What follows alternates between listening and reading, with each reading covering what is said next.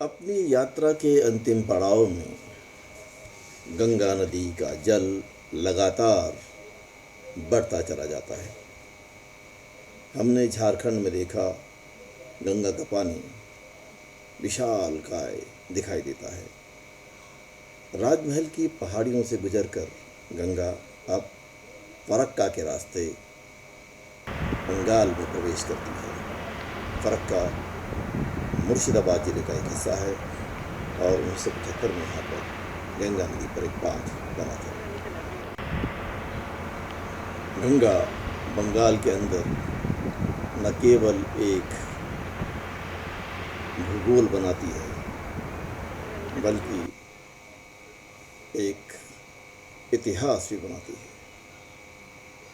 बंगाल में अनेकों संस्कृतियों ने गंगा के किनारे जन्म लिया है और गंगा को यहाँ पर भागीरथी के नाम से जाना जाता है। फरक्का के बाद से ही गंगा अधिकांश स्थानों पर बांग्लादेश के साथ सीमा भी निर्धारित करती है।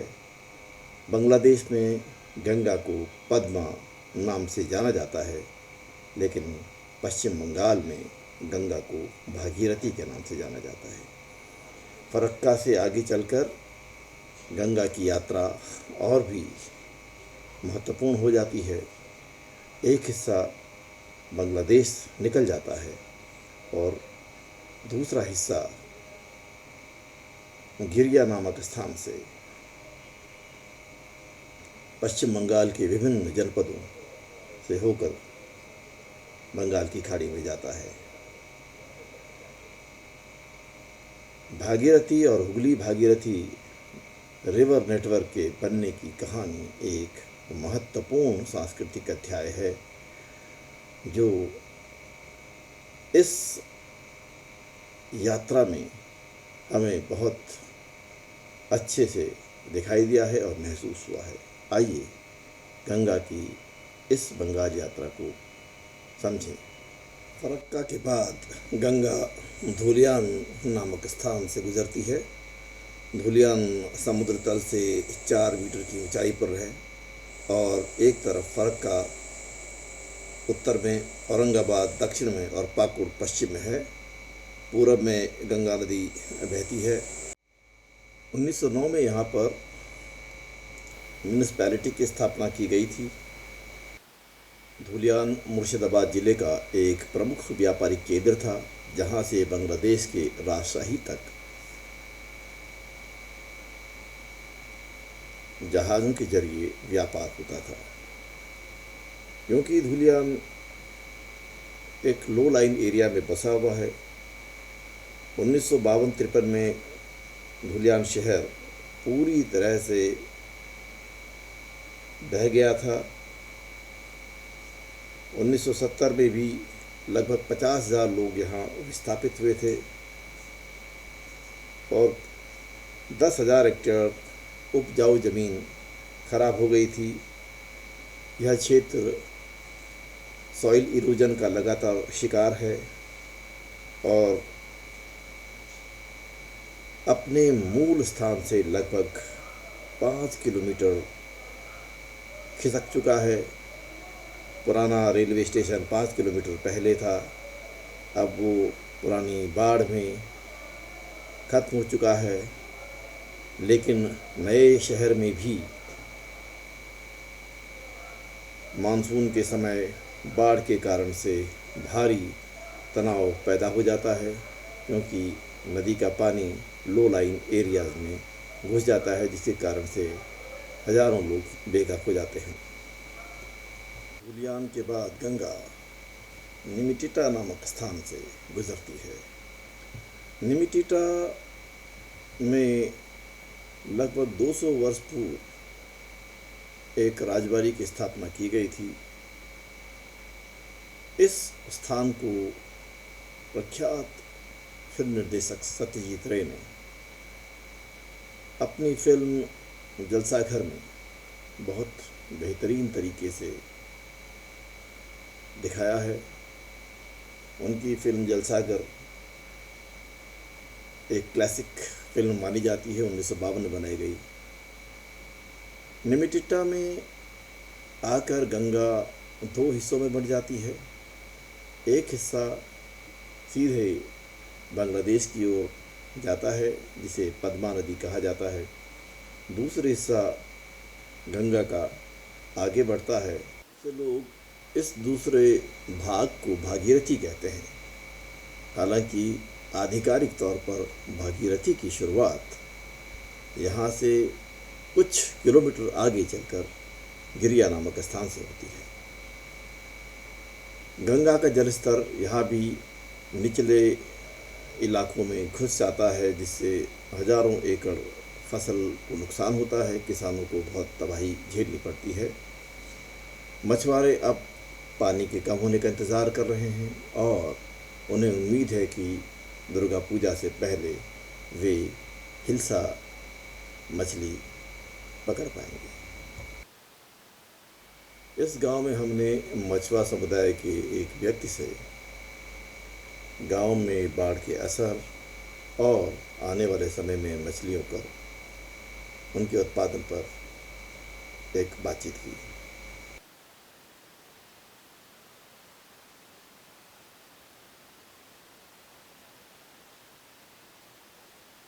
ये बताइए कि मछली आपका अभी अच्छा चल रहा है या अभी थोड़ा थोड़ा थोड़ा हुआ है।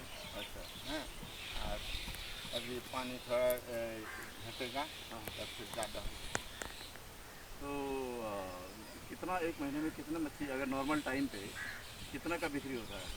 नॉर्मल टाइम में 2022 करके किलो बिकता है। अच्छा कौन सी वाली? इलिश माछ। कौन सी? इलिश माछ।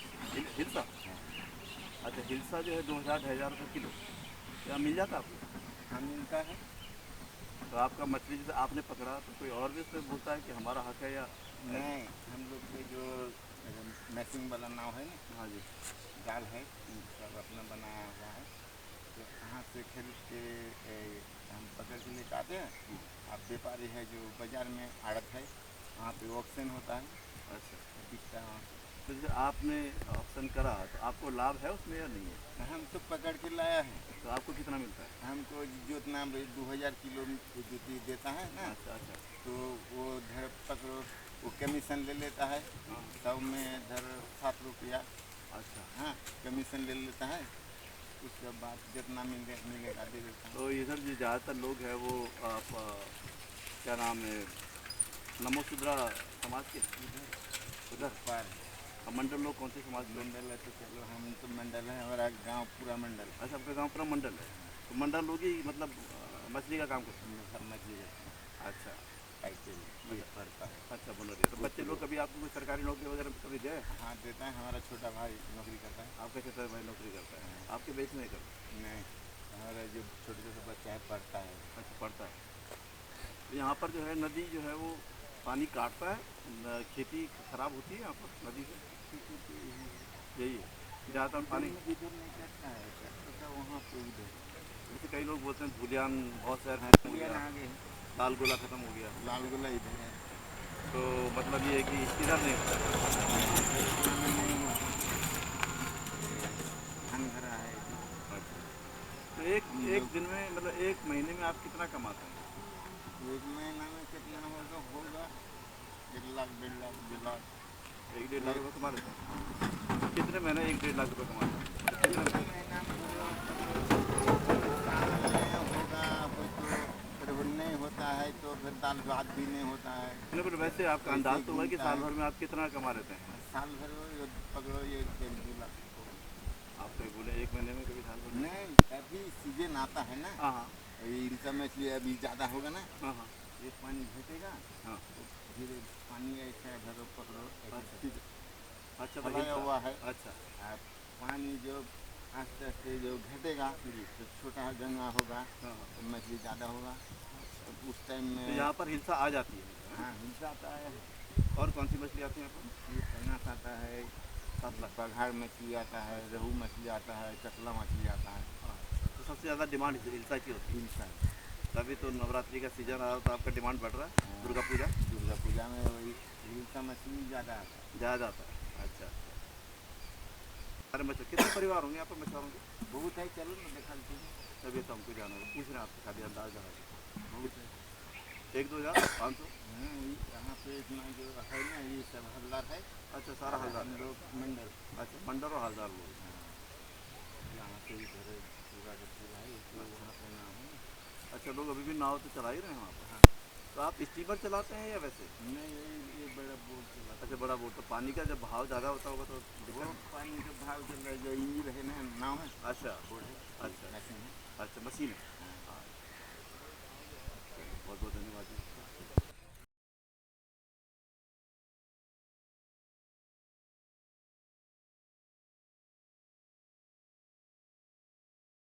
नदी अब ये गिरिया नामक स्थान पर, और ये एक बहुत महत्वपूर्ण जगह है।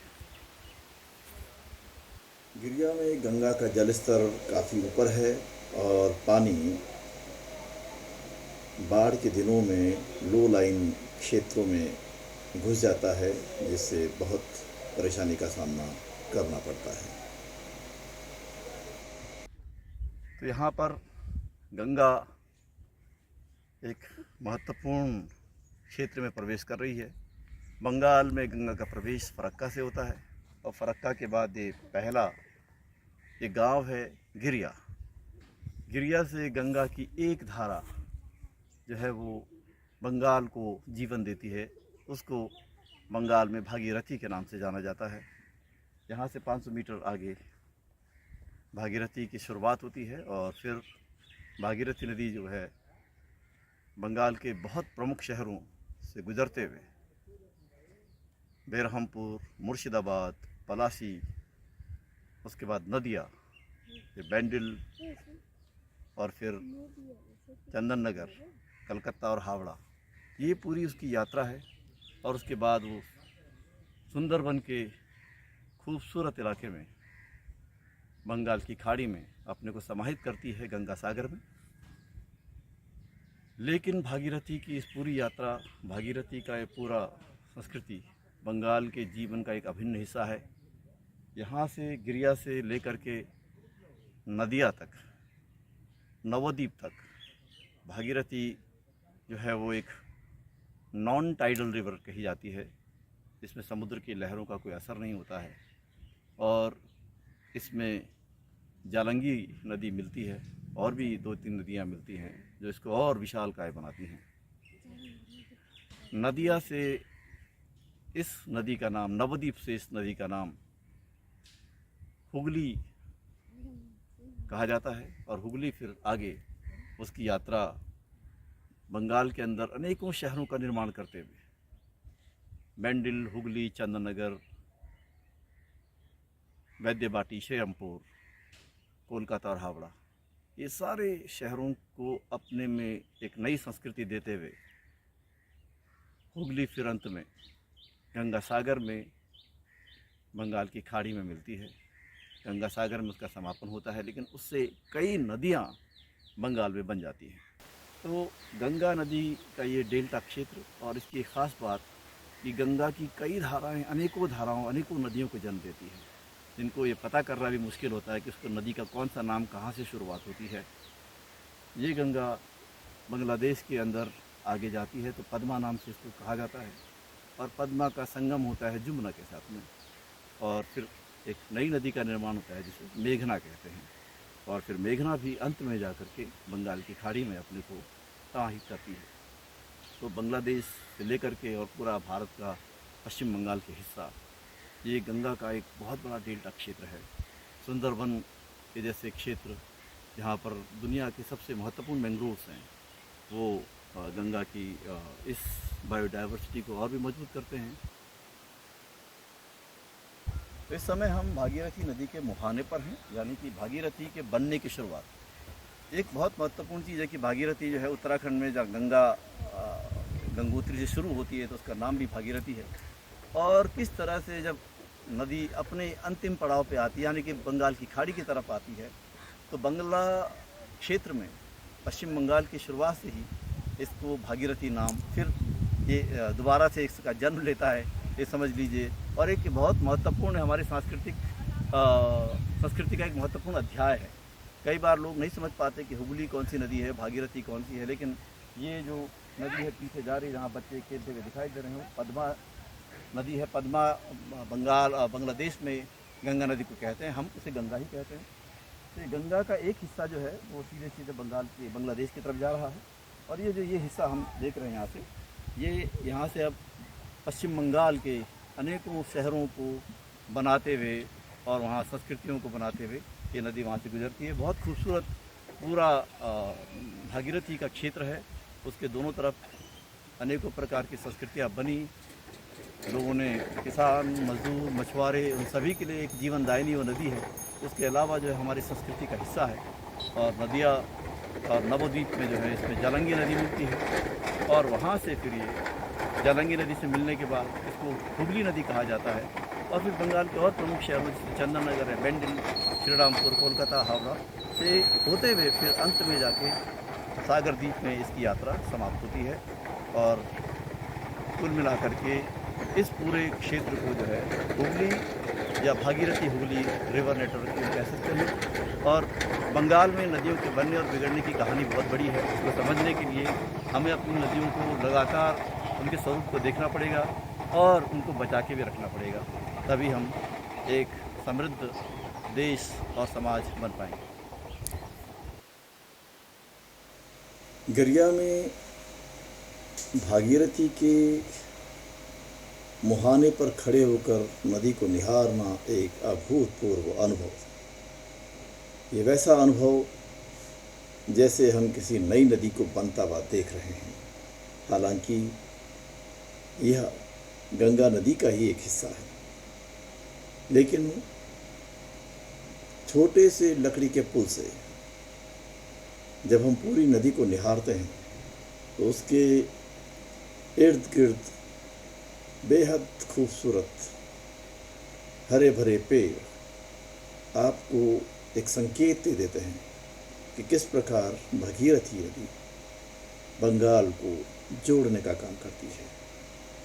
गिरिया से मुर्शिदाबाद तक की यात्रा लगभग 54 किलोमीटर की है। गिरिया से करीबन 10 किलोमीटर आगे एक स्थान पर फीडर चैनल का पानी भी भागीरथी नदी में मिलता है, जिससे इसका आकार और बड़ा हो जाता है और फिर मुर्शिदाबाद पहुँचते पहुँचते ये एक विशालकाय नदी नज़र आती है।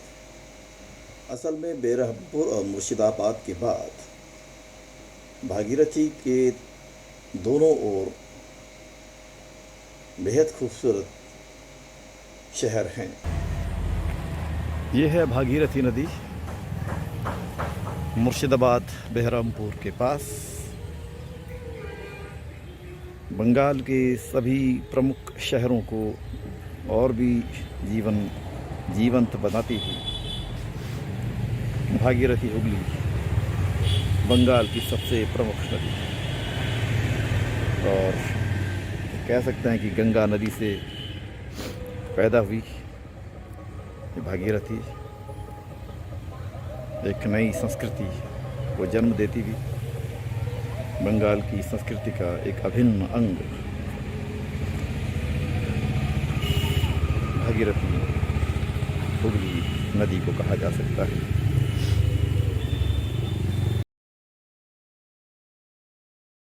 भागीरथी नदी मुर्शिदाबाद के पूर्व में बहती है और इस कारण मुर्शिदाबाद शहर की खूबसूरती पे चार चांद लग जाते हैं। शहर में मौजूद बड़ी बड़ी इमारतें, राजबाड़ी, 12 द्वारी, 1000 द्वारी यहाँ की ऐतिहासिक विरासत का संकेत करती हैं। मुर्शिदाबाद अविभाजित भारत में बंगाल प्रांत की राजधानी था।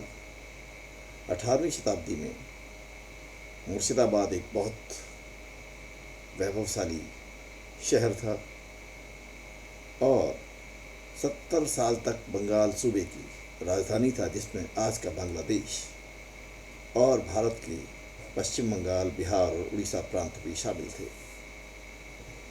बंगाल के नवाब सिराजुद्दौला ने 1750 में इसे अपनी राजधानी बनाया, लेकिन 1757 में प्लासी के युद्ध में सिराजुद्दौला की हार के बाद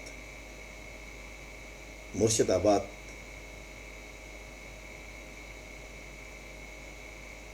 का महत्व लगातार कम होता चला गया और ब्रिटिश सरकार ने कलकत्ता को अपना मुख्यालय बना दिया।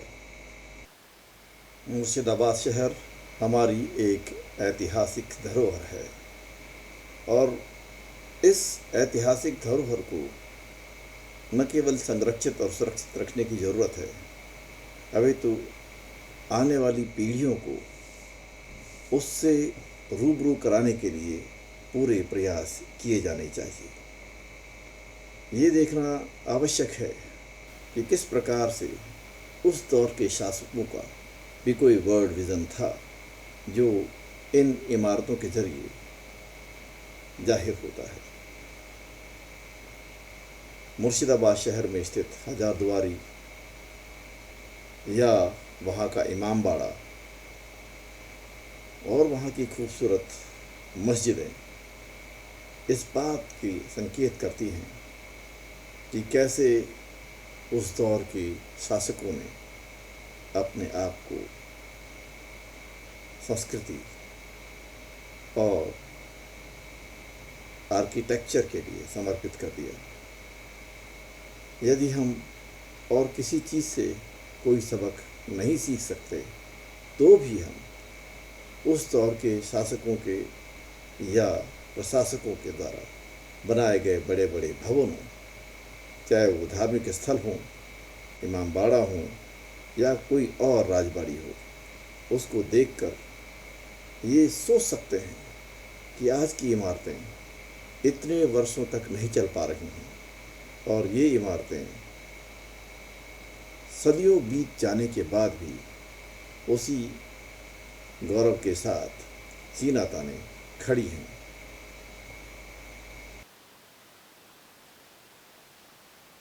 मुर्शिदाबाद के बाद भागीरथी अपनी यात्रा जारी रखती है और लगभग 50 किलोमीटर के बाद प्लासी नामक स्थान पर पहुंचती है, जो भारतीय इतिहास के अनुसार एक बेहद महत्वपूर्ण स्थान है।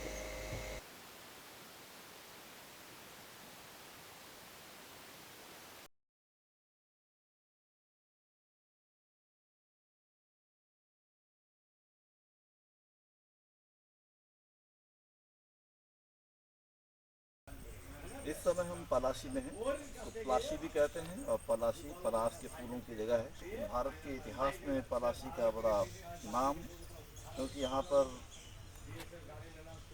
जो ईस्ट इंडिया कंपनी ने बंगाल के नवाब सिराजुद्दौला को 23 जून 1757 को एक युद्ध में हराया था और फिर ईस्ट इंडिया कंपनी की स्थापना भारत के अंदर हुई। ईस्ट इंडिया कंपनी के जरिए पूरे भारत के अंदर अंग्रेजों ने शासन किया जो 400 साल तक उसके बाद चला। ये पलासी का युद्ध यहाँ पर हुआ था और ये जो स्मारक है भागीरथी नदी के तट पर है।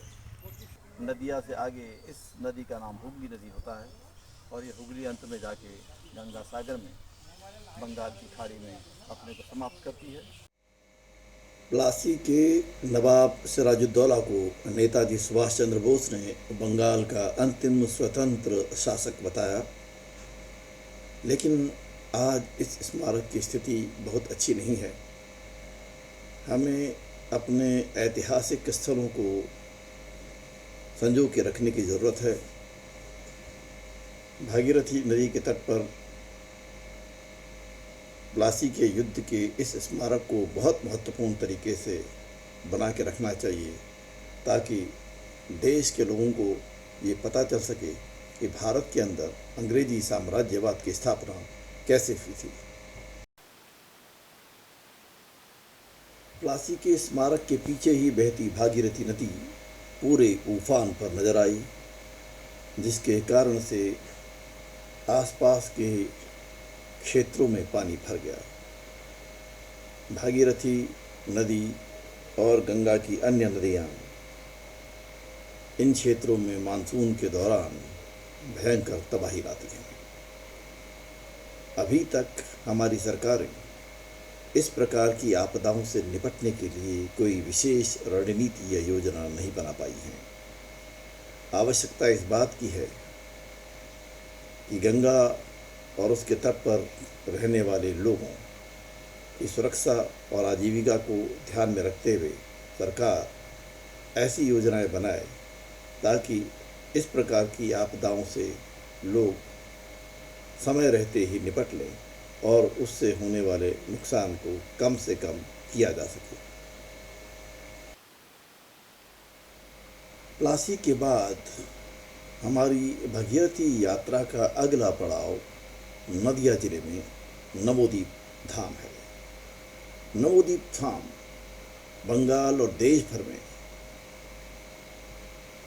भगवान कृष्ण के महान उपासक चैतन्य महाप्रभु की जन्मस्थली है। नवोदीप धाम में ही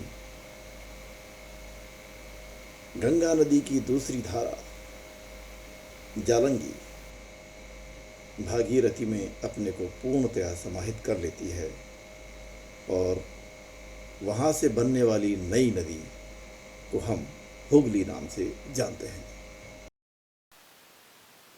नवोदीप धाम से 5 किलोमीटर दूर मायापुर में जालंगी नदी अपने आप को भागीरथी नदी में समाहित कर देती है। यकीन मानिए, भागीरथी और जालंगी का ये संगम देखने लायक है। दोनों नदियों का पानी साफ साफ अलग अलग दिखाई देता है। मायापुर में ही इस्कॉन का मुख्यालय भी दिखाई देता है और देश भर से हजारों की संख्या में तीर्थयात्री यहाँ आते हैं और पवित्र स्नान करते हैं। जालंगी नदी के भागीरथी में मिलने के बाद नई नदी को हुगली नदी कहा जाता है। यह नदी अब एक टाइडल रिवर के तौर पर जानी जाती है। नवोदीप धाम के बाद हुगली नदी विभिन्न छोटे बड़े शहरों से होकर 70 किलोमीटर की यात्रा के बाद बैंडल नामक स्थान पर आती है, जो हुगली जिले का एक प्रमुख शहर है। बैंडल अपनी ऐतिहासिक इमारतों के लिए प्रसिद्ध है। सन 1599 में पुर्तगालियों द्वारा बनाया गया बैंडल का चर्च आज भी बड़ी शान से हुगली नदी के किनारे पर खड़ा है। हुगली का खूबसूरत इमामबाड़ा 1841 में बनना शुरू हुआ और 1861 में पूर्णतया बनकर तैयार हुआ। इसे मोहम्मद मोहसिन ने बनवाया था। यह एक 2 मंजिला बिल्डिंग है जिसके ऊपर एक सूर्य घड़ी बनी हुई है और इसके पीछे हुगली नदी एक बहुत बड़ा टर्न लेती है। इमामबाड़े की दूसरी मंजिल की खिड़कियों से हुगली का दृश्य अभूतपूर्व नजर आता है।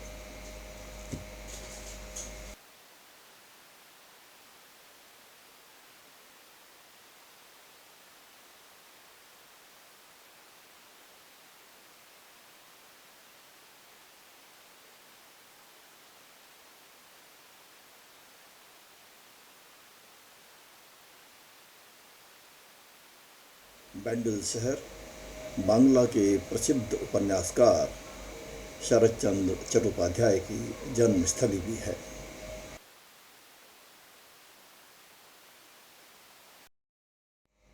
हालांकि हिमालय से बंगाल की खाड़ी तक गंगा हिंदुओं के लिए आध्यात्म और धर्म का प्रतीक है, लेकिन फिर भी गंगा में कचरा, गंदे नाले और सीवर लाइनों के पानी के जाने का सिलसिला हमें मैदानी क्षेत्रों से लेकर बंगाल तक दिखाई दिया। दुर्भाग्यवश बैंडल के बाद भी ये नज़ारा साफ दिखाई देता है। बैंडल से हुगली नदी की यात्रा आगे शुरू होती है तो कई स्थानों पर नगर निगम के ड्रेनेज उसमें जाते हुए दिखाई देते हैं। इस प्रकार के गंदगी गंगा जल को अपवित्र करती है और इसे प्रतिबंधित कर दिया जाना चाहिए और ऐसे नगर निगमों और औद्योगिक संस्थानों के प्रति सख्त कार्रवाई होनी चाहिए। बैंडल से कोलकाता तक के बीच के रास्ते में हुगली नदी एक इतिहास बनाती है, एक संस्कृति बनाती है। हुगली के दोनों ओर छोटे बड़े शहर बसे हैं और भारत के अंदर शायद हुगली नदी सभ्यता अकेली ऐसी सभ्यता है जिसमें आज भी लोग व्यापक तौर पर नावों का प्रयोग यातायात के तौर पर करते हैं। हुगली नदी के दोनों ओर एक जीवंतता दिखाई देती है। भारत के बहुत ही कम शहरों में नदी इस प्रकार से लोगों के जीवन में एक प्रमुख रूप से दिखाई देती है। हमने ये स्वरूप उत्तराखंड में देखा, लेकिन उसका दूसरा रूप यदि हमको कहीं मिलता है तो वो केवल बंगाल में दिखाई देता है, जहाँ नदी के दोनों ओर शहर हैं और नदी में नावों और स्टीमर का प्रयोग यातायात के तौर पे भरपूर तरीके से किया जाता है। हुगली नदी का सौंदर्य इन सभी क्षेत्रों में देखते ही बढ़ता है।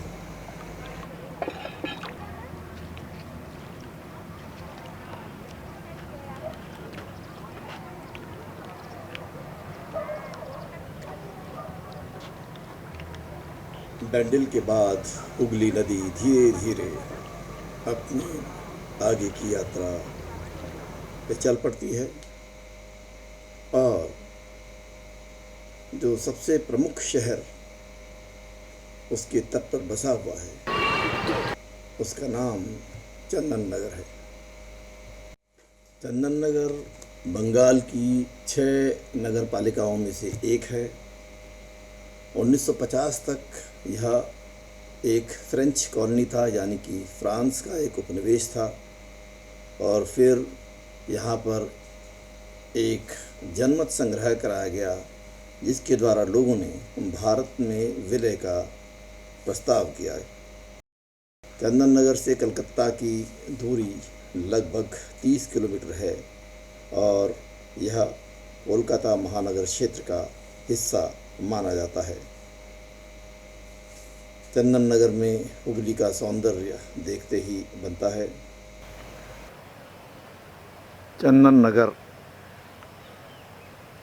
में ये And can you imagine on this river the British and the French fought, battles? Yes Cannons roared and the ships went down in flames. या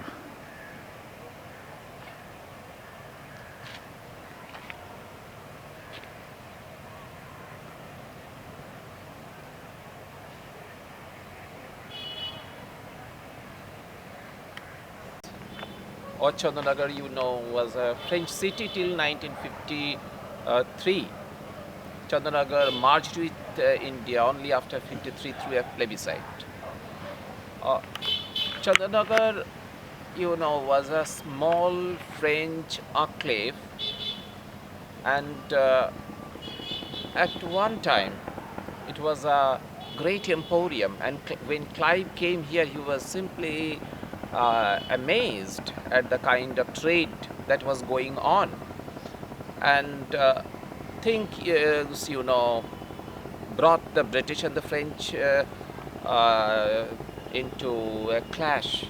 And as the French supported the Bengal Nawab, and they stopped building fortifications, Clive just thought it advisable to attack Chandanagar.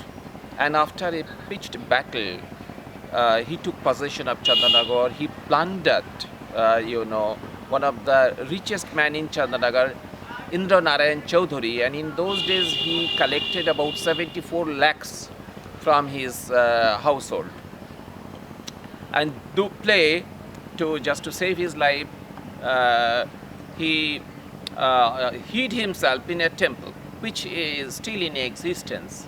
That was, of course, a point of Chandanagar's decline. But Chandanagar remained with the French for another, nearly 200 years.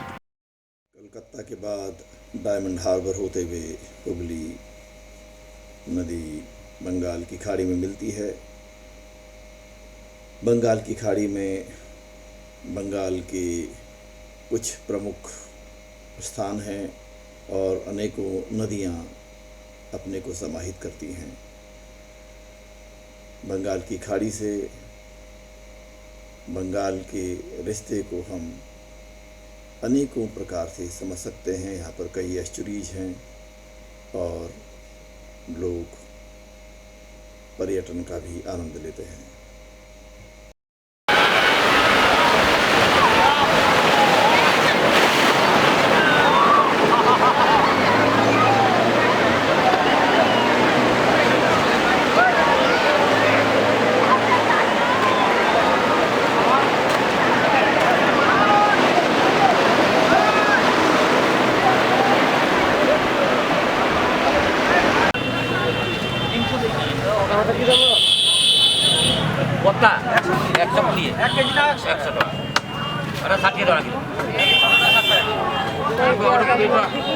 ये कौन सी वाली है? बड़ा छोटा है।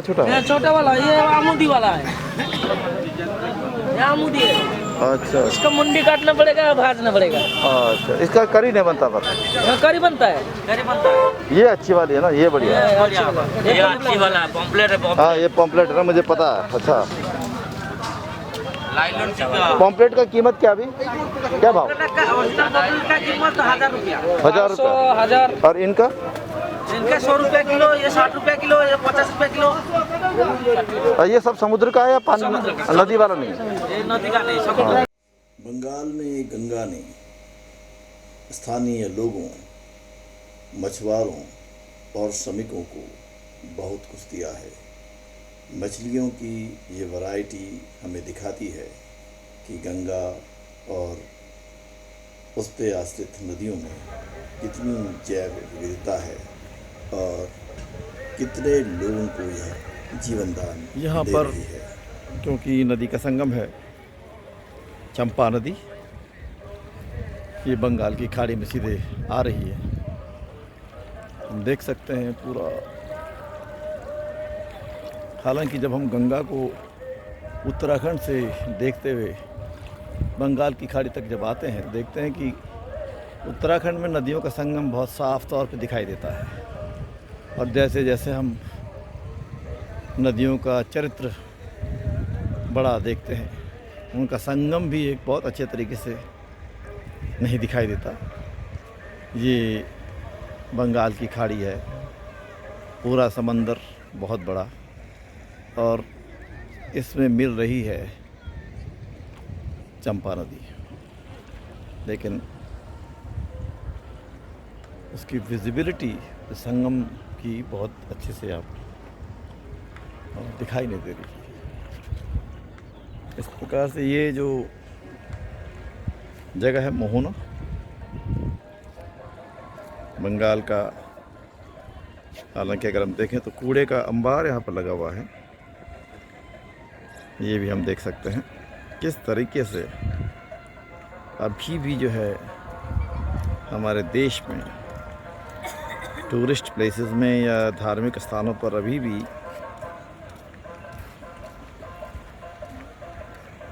सफाई का अभियान सफल होता हुआ नहीं दिखाई दे रहा है।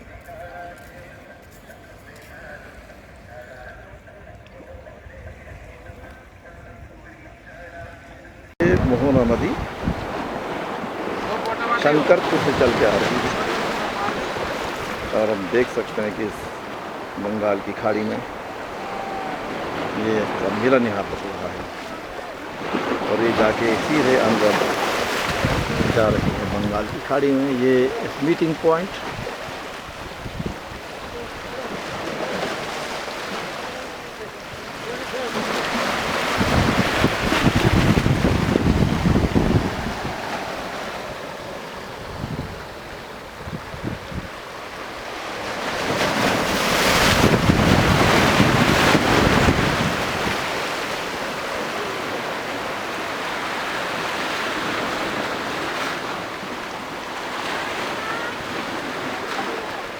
the Ganga ultimately finish or culminate its journey at the Bay of Bengal.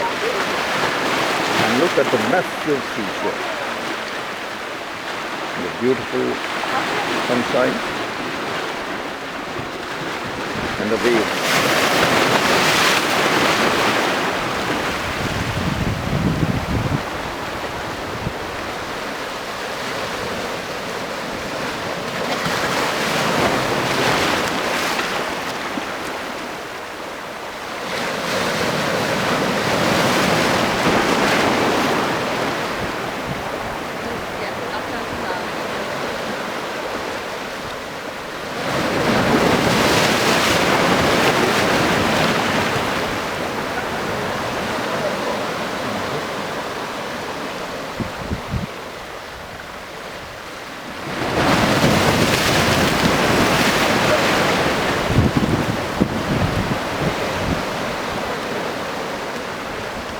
ये असली मीटिंग पॉइंट है।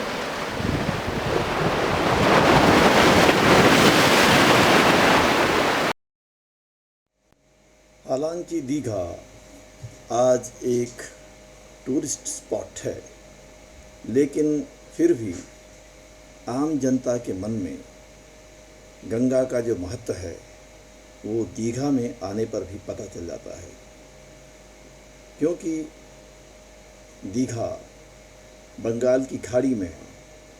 इसलिए स्थानीय लोगों के लिए दीघा गंगा सागर ही है। और ये बात हमें उस समय महसूस हुई जब 14 जनवरी को मकर संक्रांति के दिन हम दीघा में थे और हजारों की संख्या में तीर्थयात्री यहाँ पर आकर समुद्र में पवित्र स्नान करने पहुँच गए। इससे ये साबित होता है कि गंगा की एक बूंद भी यदि किसी दूसरे जलधारा में या समुद्र में मिलती है तो भारत के तमाम लोगों के लिए वह पवित्र हो जाती है। आज सुबह मकर संक्रांति का शायद स्नान और बहुत दीघा से लगभग 250 किलोमीटर दूर सुंदरबन बंगाल की खाड़ी में बिल्कुल दूसरी तरफ स्थित है और सड़क मार्ग से यहाँ पहुँचने के लिए लगभग 7 घंटे से अधिक का समय लगता है। हालांकि कलकत्ता से सड़क मार्ग से अनेकों रास्ते हैं। समुद्री मार्ग से दीघा से बंगाल की खाड़ी के दूसरी तरफ गंगा सागर तक आने में कोई बहुत समय नहीं लगेगा, लेकिन जल यातायात अभी इतना अधिक प्रचलित नहीं है कि लोग उसका प्रयोग कर सकें। ये है फ्रेजरगंज। फ्रेजरगंज की बीच सुंदरबन में बहुत प्रसिद्ध है और फ्रेजरगंज के कुछ गांव इस साल तूफान में पानी में समाहित हो गए थे। ऐसा बताया जाता है कि जलवायु परिवर्तन का सुंदरबन के क्षेत्रों में भी पर्याप्त असर पड़ रहा है और पानी का स्तर ऊपर हो रहा है, जिसके कारण से कई टापुओं पर खतरा पैदा हो रहा है।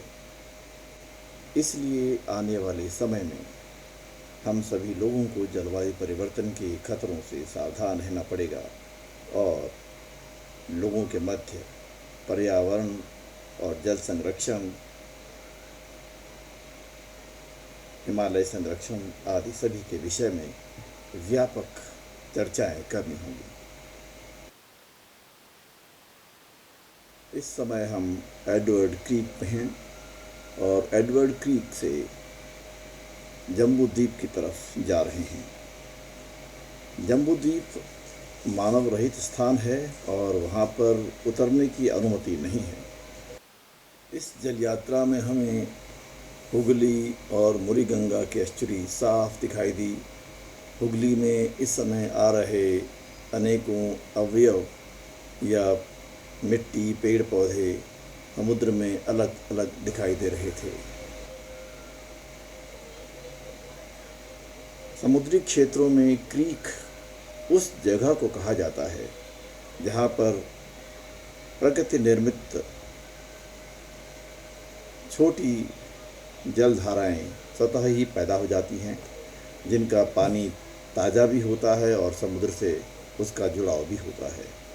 इस प्रकार पूरी बंगाल की खाड़ी में लगभग 11 क्रीक्स हैं, जिनमें से 5 को ऐसा कहा जाता है कि वो भारत के अंदर हैं और एडवर्ड क्रीक ये फ्रेजरगंज के पीछे है, जहाँ से हम देख सकते हैं कि खूब प्रचुर मात्राएं में मछली भी मछुआरों को मिलती हैं। तो क्रीक्स जो है उसमें मैंग्रोव भी होते हैं और बहुत सारे पक्षी आपको दिखाई देंगे। अनेकों प्रकार के जलीय पक्षी भी वहाँ नज़र आते हैं। सुंदरबन भारत की एक वैश्विक धरोहर है।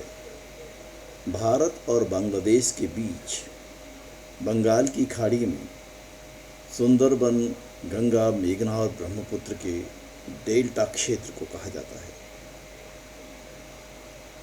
लगभग 9,630 स्क्वायर किलोमीटर या 1,40,000 हेक्टेयर क्षेत्र में फैला सुंदरबन का क्षेत्र भारत और विश्व के पर्यावरण के लिहाज से बेहद महत्वपूर्ण है। इस बात से यह साबित होता है कि गंगा नदी हमारे देश के लिए क्यों महत्वपूर्ण है। जहाँ ये शुरुआत करती है हिमालय से, वहीं अपनी यात्रा को संपन्न करती है बंगाल की खाड़ी में और उससे पैदा होता है सुंदरबन का एक बहुत महत्वपूर्ण डेल्टा क्षेत्र। 1987 में इसे वर्ल्ड हेरिटेज साइट घोषित कर दिया गया था। Sundarban national park 1,330 square kilometre में फैला हुआ है। इसी के पास में सजने खाली वाइल्ड लाइफ सेंचुरी है 362 स्क्वायर किलोमीटर पर, और फिर छोटे बड़े कई आइलैंड्स हैं। जैसे मैंने पहले बताया, भारत और बांग्लादेश के बीच में 13 क्रीक्स हैं, जिसमें से 6 भारतीय टेरिटरी में हैं। वैज्ञानिक बता रहे हैं कि सुंदरबन क्षेत्र में समुद्र का जल स्तर लगातार बढ़ रहा है, जिससे बहुत से गांव अपनी पहचान खो सकते हैं या पानी के तल के नीचे आ सकते हैं।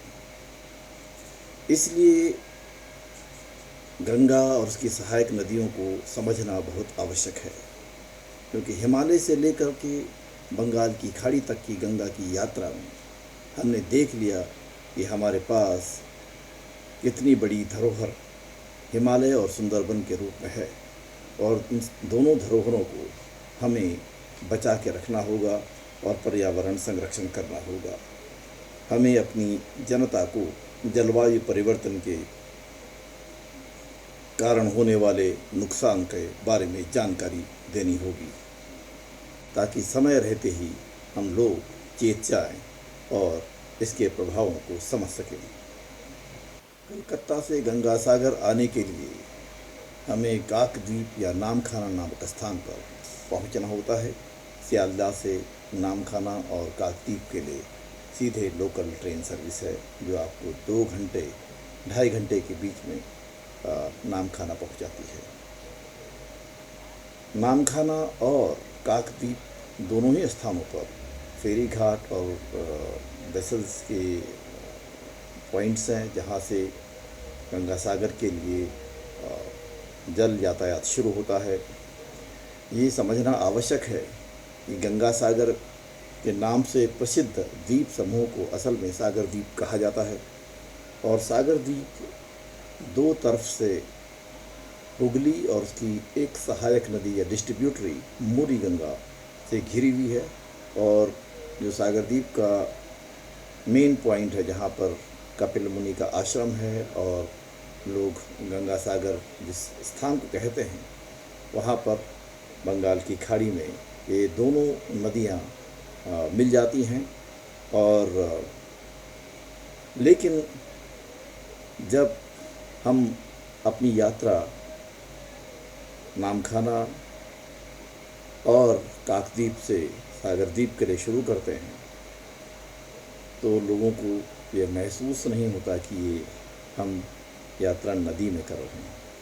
असल में मुरी गंगा और हुगली दोनों का ही जल स्तर यहाँ पर इतना विशाल है कि नदी को पार कर सागर द्वीप पहुँचने में न्यूनतम समय 45 मिनट का होता है, और पूरी तरफ देखने में वो सागर ही नज़र आती है। इसलिए मैंने बार बार बताया कि गंगा सागर में आकर हमें ये महसूस करना पड़ेगा कि बड़ी विशालकाय नदियों का संगम कैसे होता है। संगम को यहाँ पर हम एस्चुरी कह सकते हैं, और एस्चुरी का मतलब है कि सागर और नदी के बीच का स्थान जहाँ पर दोनों का मिलन होता है। गंगा सागर में हुगली के मिलने को या गंगा नदी के मिलने को एक इतना पवित्र माना जाता है कि वहाँ पर जनवरी के महीने में मकर संक्रांति के दिन एक मेला लगता है, जिसमें देश भर के लोग यहाँ पर आते हैं। असल में गंगा सागर बाकी समय में लगभग खाली ही रहता है, केवल स्थानीय लोग ही वहाँ पर रहते हैं, और जनवरी मकर संक्रांति के अवसर पर ही वहाँ पर इतनी भीड़ होती है कि कोई असली नज़र नहीं आता।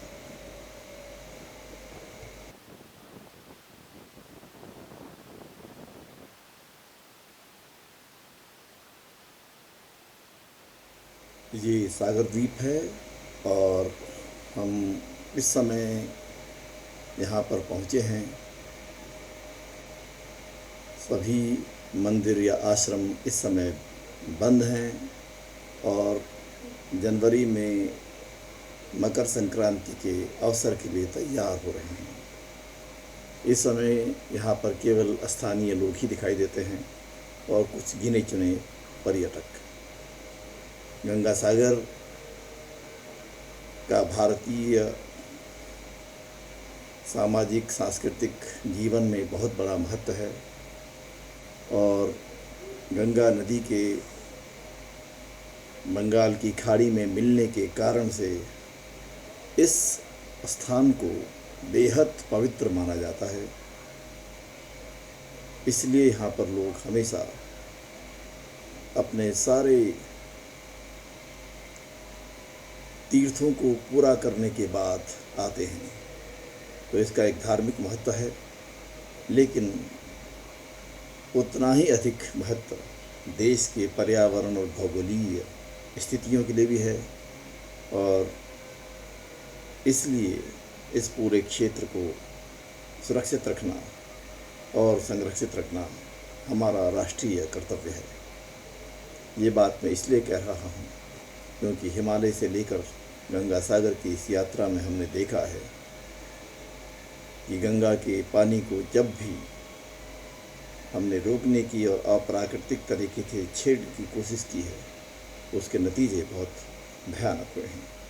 और जब हम गंगा के संरक्षण की बात कर रहे हैं तो हम भारत की सभी नदियों के संरक्षण की बात कर रहे हैं कि उन सभी नदियों को उनकी प्राकृतिक गति से निर्बाध बहने दीजिए, उनके साथ छेड़छाड़ न किया जाए, उनको प्रदूषित होने से बचाया जाए और उनको अपनी ऐतिहासिक विरासत मानकर संजोया जाए, क्योंकि वो हमारा भविष्य है। व्यक्तिगत तौर पर मेरे लिए ये एक महत्वपूर्ण और संतुष्ट कर देने वाली उपलब्धि रही है। सितंबर 2021 में गंगोत्री से गोमुख की यात्रा के बाद मैंने ये यात्रा शुरू की थी और उत्तराखंड के अनेकों स्थानों पर गंगा और उसकी सहायक नदियों को शुरू से लेकर के अंत तक जानने की कोशिश की। उसके बाद उत्तर प्रदेश, बिहार, झारखंड और फिर बंगाल के अनेकों स्थानों पर जाकर के गंगा और उसके साथ होने वाली बड़ी बड़ी नदियों के संगम को देखा।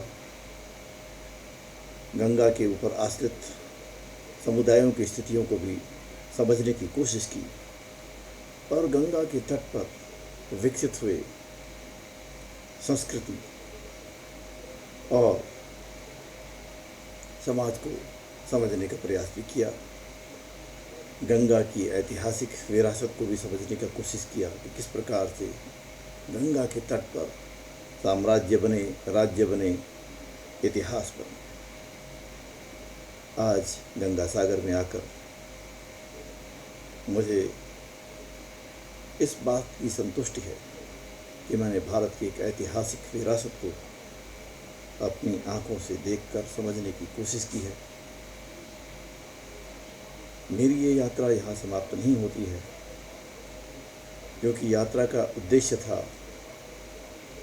गंगा नदी का भारत के जनजीवन पर प्रभाव और उसके बाद कैसे हम आम जनता को पर्यावरण संतुलन और जलवायु परिवर्तन के कारण पैदा हो रहे खतरों के बारे में जानकारी दे सकें। यात्रा अभी इसलिए भी जारी है क्योंकि गंगा को बचाने की लड़ाई केवल गंगा की लड़ाई नहीं है। भारत की सभी छोटी बड़ी नदियों को साफ और सुंदर रखना भारत के भविष्य का निर्माण करना है।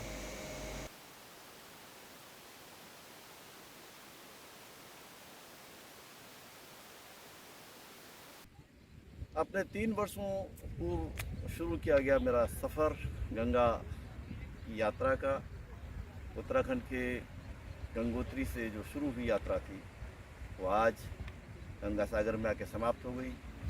गंगा की इस यात्रा में मैंने बहुत से उतार चढ़ाव देखे, गंगा की धाराओं को बनते बिगड़ते हुए देखा, गंगा कैसे बनती है और भारत के विभिन्न क्षेत्रों में समाज पर, लोगों पर, किसानों, मजदूरों, मछुआरों पर उसके क्या प्रभाव हैं, ये हमने देखा। गंगा हमारे देश के लोगों के बीच उनके हृदय में बसी हुई नदी है।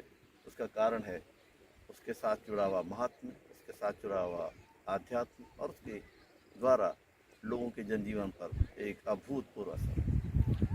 भागीरथी को गंगा की शुरुआत माना जाता है गोमुख से, और गोमुख से भागीरथी का सफ़र जो होता है वो देवप्रयाग में आके गंगा के साथ यानी कि अलकनंदा के साथ मिलने के बाद गंगा के तौर पे शुरू होता है और फिर देवप्रयाग के बाद जो यात्रा है ये आगे बढ़ती है और फिर हरिद्वार, ऋषिकेश और उत्तर प्रदेश के विभिन्न प्रमुख नगरों जैसे वाराणसी और इलाहाबाद, फिर बिहार उसके प्रमुख नगरों पटना, मुंगेर, भागलपुर, फिर झारखंड में साहिबगंज और राजमहल। ये सारे शहर ऐतिहासिक भी हैं और धार्मिक तौर पे बड़े महत्वपूर्ण भी हैं। यहाँ पर गंगा के घाट हैं, लोग आते हैं, लेकिन उनके अलावा भी जो है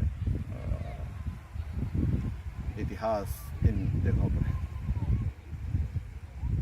बंगाल में गंगा का प्रवेश फरक्का से होता है और फरक्का के बाद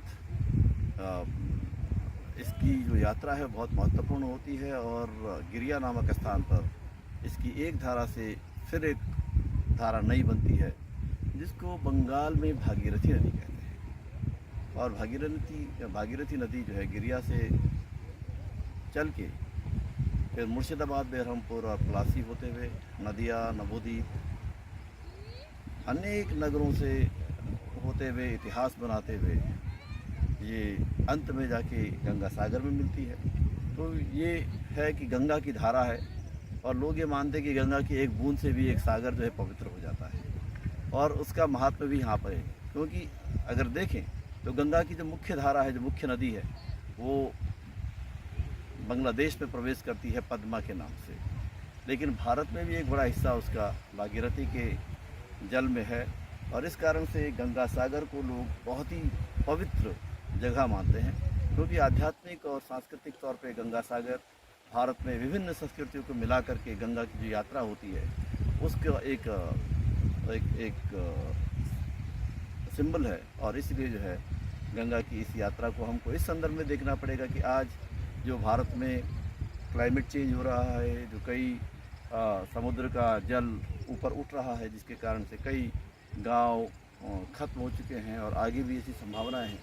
तो गंगा और हिमालय भारत के लिए इतने महत्वपूर्ण हैं कि उनको सुरक्षित रखना, संरक्षित करना हमारा सबसे पहला राष्ट्रीय कर्तव्य और राष्ट्रीय धर्म है। क्योंकि गंगा अगर सुरक्षित रहेगी, हमारी हिमालय की नदियाँ सुरक्षित रहेंगी, उनको हम अच्छे से संरक्षित कर पाए, तो भारत के जो समुद्री इलाके हैं, जो कोस्टल जोन्स हैं, उनमें उसका असर पड़ता है, वो भी संरक्षित रहेंगे, वो भी अच्छे रहेंगे। और प्रकृति का ये अद्भुत तालमेल जो है प्रकृति ने अपने हिसाब से बनाया है, उसको हम छेड़छाड़ करने की कोशिश ना करें। तो हमारी गंगा यात्रा से यही एक संदेश है कि लोग नदियों को संरक्षित करें, हमारे जो ओशन है, जो महासागर हैं, उनको भी संरक्षित करें और हिमालय को भी संरक्षित करें।